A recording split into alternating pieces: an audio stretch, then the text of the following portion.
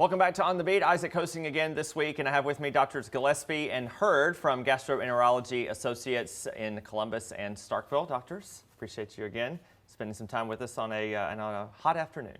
Yeah, thanks for having me here. Excellent. In our air-conditioned studio, today we are going to talk about colitis. I guess I'll start with you, Dr. Gillespie. Yep. What is, you said in the break, it's a broad term, I guess? Yeah. So, you know, colitis just means kind of inflammation. So colitis is just inflammation of the colon, and that can be due to a lot of different things. It could be due to infection, any sort of bacteria or virus can cause it.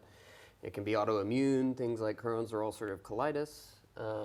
It can be due to medications that you take.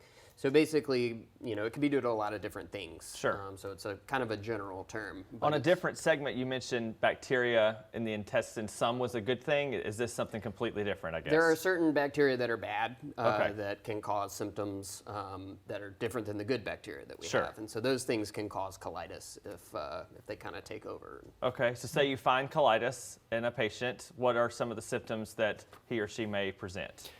Stomach pains, one. Bleeding is another one. Diarrhea is another one. You may, depending on your age group and a lot of different factors, we'll have a better idea of what's going on when you come to us, and then we'll help you work through some of those causes. Is there a specific age group that is more susceptible? Well, for different causes, yes. So like, in our older community, they may be more susceptible to ischemia, that's decreased blood flow to the colon, and that would cause colitis. They're more susceptible to certain types of infections, and so we would be more suspicious of that. And our young people, we're talking more ulcerative colitis and Crohn's disease, although old people can get those too. Okay. But yeah, the age groups matter a little bit. All right, so what causes, I guess you kind of already touched on it, but sort of the overall cause of something like that?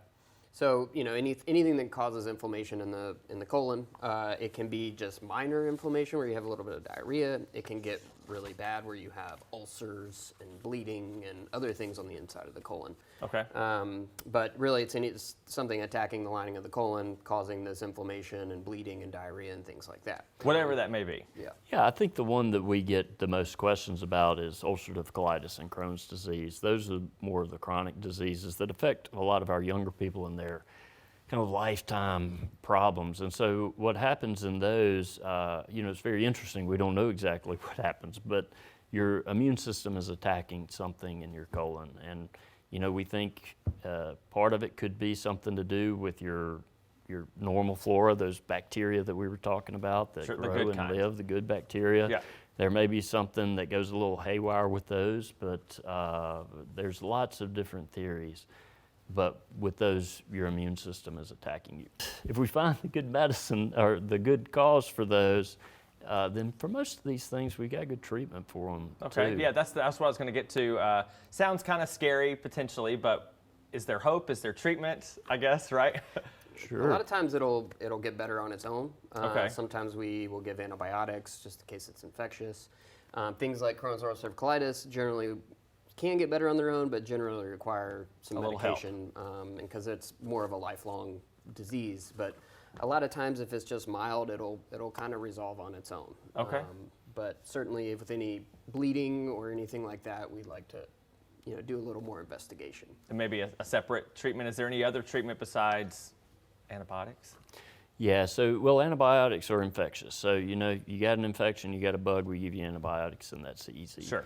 But, the really interesting thing right now that's going on in medicine for us is all these new medicines that are coming out for Crohn's disease and ulcerative colitis. So, we've taken some really bad diseases that have caused people really bad problems for years, and now we have some really good treatments, and we can get most people under control with those. Excellent. now. Well, that sounds encouraging and sounding hopeful, especially some of the new treatments. Doctors, we appreciate your time this afternoon. If you have any additional questions or need any additional information, the information you need is listed on your screen. We'll be back after this.